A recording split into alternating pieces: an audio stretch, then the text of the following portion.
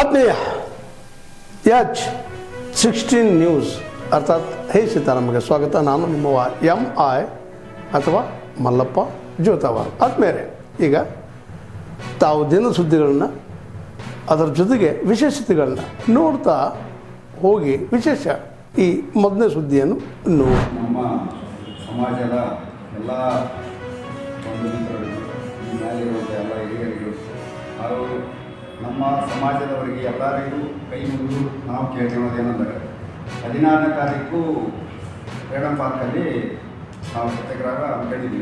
16ನೇ ತಾರೀಕು ದಯವಿಟ್ಟು ನಮ್ಮ ಸಮಾಜದವರು ಯಾರೇ ಇರಲಿ, ಅವ್ರ ಕರೆದು ಇವ್ರು ಕರೆದು ಅವ್ರು ಬೇಡ ಇವ್ರು ಬೇಡ ಅಂತಿಲ್ಲ.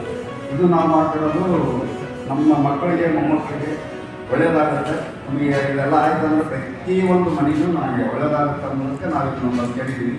ದಯವಿಟ್ಟು ಗುಲ್ಬರ್ಗದಲ್ಲಿ ನ್ಯೂಜೆಂಡಲ್ಲಿರಲಿ, ಕರ್ನಾಟಕದಲ್ಲಿ ಎಲ್ಲೇ ಇರಲಿ, ಎಲ್ಲ ನಮ್ಮವರೇ.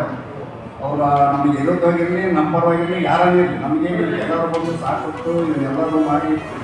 ಈಗ ಮುಖ್ಯಮಂತ್ರಿಗಳಾದ ಸಿದ್ದರಾಮಯ್ಯ ಸಾಹೇಬರು ಅವರು ಒಳ್ಳೆಯ ಆಡಳಿತ ನಡೆಸ್ತಿದ್ದಾರೆ. ಅವರು ನಮ್ದು ನಿಗಮದ ನಮ್ಮ ಮಾಚಿದೇವ್ರದ್ದು ಇದನ್ನು ಪೂಜೆ ಕೂಡ ಅವರೇ ಮಾಡಿದರು.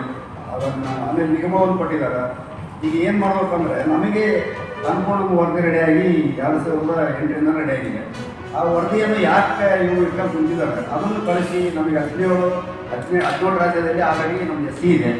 ಆಮೇಲೆ ಹಿಂದೆ ನಮ್ಮದು ಮೈಸೂರು ರಾಜ್ಯರು ಇದ್ದಲ್ಲಿ ಅವಾಗಲೂ SC ಇದೆ. ನಮಗೆ ಮೈಸೂರು ಆಡಳಿತದಲ್ಲಿ ರಾಜ್ಯದಿಂದಲೂ SC ಇದೆ. ಈಗ ನಮ್ಮನ್ನು ಯಾಕೆ ಮಾಡ್ತಿಲ್ಲ? ನಾವಿರೋದು 5 ಲಕ್ಷ 6 ಲಕ್ಷ ಜನ ಅಂತ ಗೌರ್ಮೆಂಟೇ ಸರ್ವೆ ಮಾಡಿ ಹೇಳಿದ್ದಾರೆ. ಇಷ್ಟು ಕಡಿಮೆ ಇದ್ದಂಥವ್ರು ನಮ್ಮವ್ರು ಯಾರು MLA ಇಲ್ಲ, MP ಇಲ್ಲ.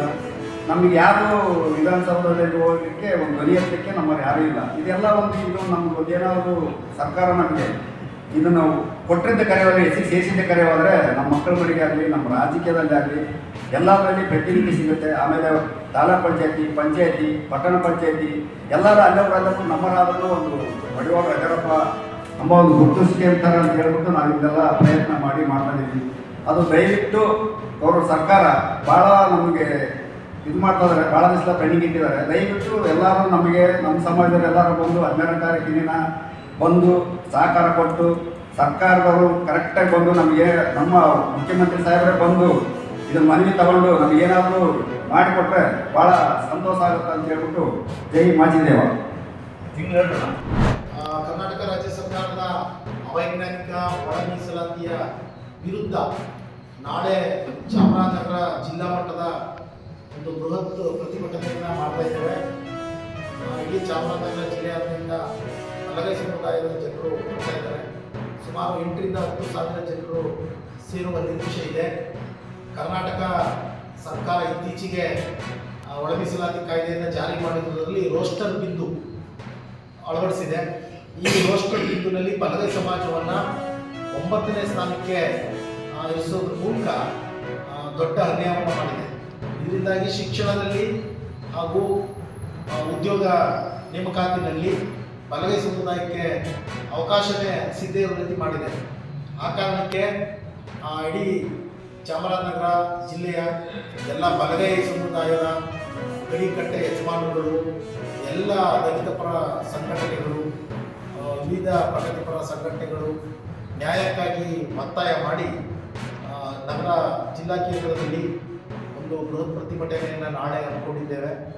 ಬೆಳಿಗ್ಗೆ 10 ಗಂಟೆಗೆ ಡಾಕ್ಟರ್ BR ಅಂಬೇಡ್ಕರ್ ಭವನದಿಂದ ಪ್ರಾರಂಭ ಆಗಿ ದೊಡ್ಡಂಗಡಿ, ಚಿಕ್ಕಮಗಳೂರು, ಡಿವಿಷನ್ ರಸ್ತೆ, ಗೋಡಿ ರಸ್ತೆ ಮೂಲಕ ಮೆರವಣಿಗೆ ಸಾಗಿ ಅಂತಿಮವಾಗಿ ಜಿಲ್ಲಾಧಿಕಾರಿಗಳ ಮೂಲಕ ರಾಜ್ಯಪಾಲರಿಗೆ ಒಂದು ಮನವಿ ಪತ್ರವನ್ನು ಸಲ್ಲಿಸತಕ್ಕಂಥ ಕಾರ್ಯಕ್ರಮವನ್ನು ಇಟ್ಕೊಂಡಿದ್ದೇವೆ.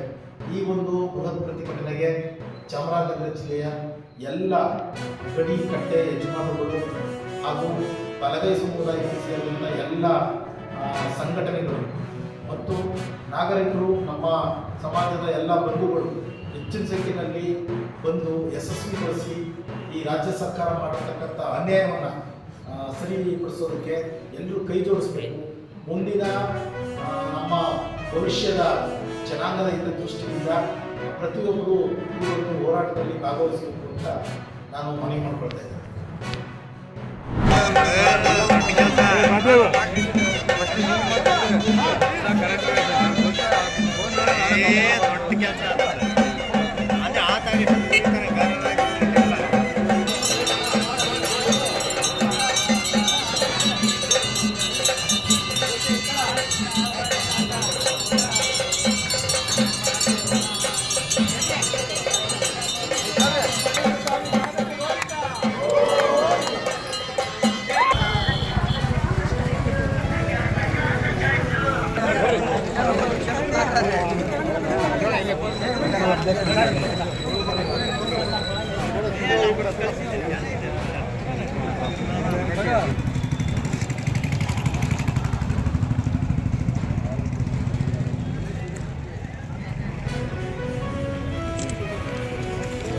ಅರೆ ಸದ್ಯಕ್ಕೆ ನಾನು ಹೊರಗೆ ಬಿಟ್ಟಿರಲ್ಲಪ್ಪ ಅಲ್ಲಿ ಎಂತಿಲ್ಲ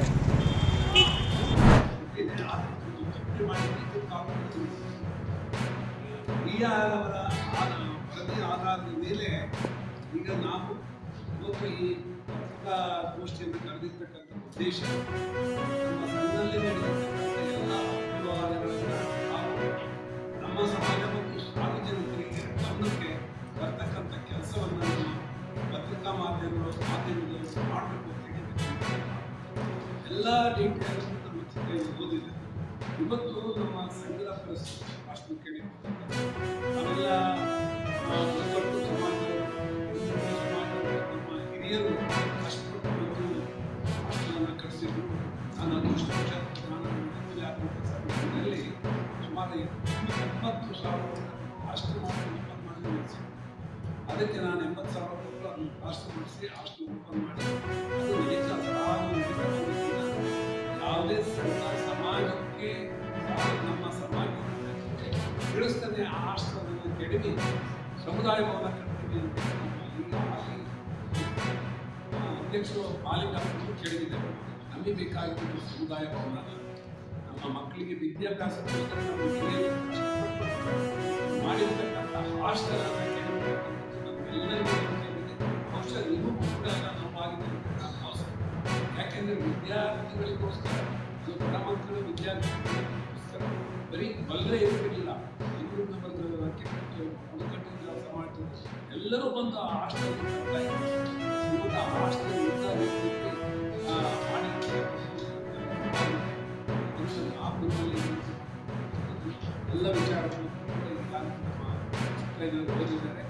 ಈ DR ಆಫೀಸಿಂದ ಬಂದಿರೋ ವರದಿ ನಾವೇ ತಗೊಂಡಿರ್ತೇವೆ ಸೃಷ್ಟಿ ಮಾಡಿರೋದಲ್ಲ.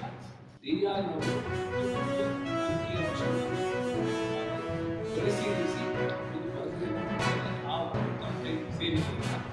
ಅದರ ಬಗ್ಗೆ ನಾವು ನಮ್ಮ ಸಮಾಜದ ಪರವಾಗಿ ನಮ್ಮ ಸಂಘ ಮತ್ತು ಸಮಾಜ ಲೇಬೇಕು ಅನ್ನೋ ದೃಷ್ಟಿಯಿಂದ ನೀವೆಲ್ಲರೂ ನಮಗೆ ಪೂರ್ವವಾದ ಬೆಂಬಲವನ್ನು ಕೊಡ್ತೀರಾ ಅಂತ ಭಾವಿಸಿ ತಾವೆಲ್ಲ ಇಲ್ಲಿವರೆಗೆ ಸುದ್ದಿಗಳನ್ನು ನೋಡಿದಿರಿ, ಜೊತೆಗೆ ವಿಶೇಷ ಘಟನೆಗಳನ್ನು ಸಹ ನೋಡಿದಿರಿ. ಅದು ನಿಮ್ಗೇನು ಅನ್ನಿಸ್ತು? ನಿಮಗೆ ಲೈಕ್ ಮಾಡಿರಿ, ಶೇರ್ ಮಾಡಿರಿ, ಕಾಮೆಂಟ್ ಮಾಡಿರಿ, ಜೊತೆಗೆ ಸಬ್ಸ್ಕ್ರೈಬ್ ನಿಲ್ಲಿಸ್ಬೇಡ್ರಿ. H16 ನ್ಯೂಸ್ ಅರ್ಥಾತ್ ಸೀತಾರಾಮ ಸತ್ಯದ ಕೈಗನ್ನಡಿ ವಂದನೆಗಳು.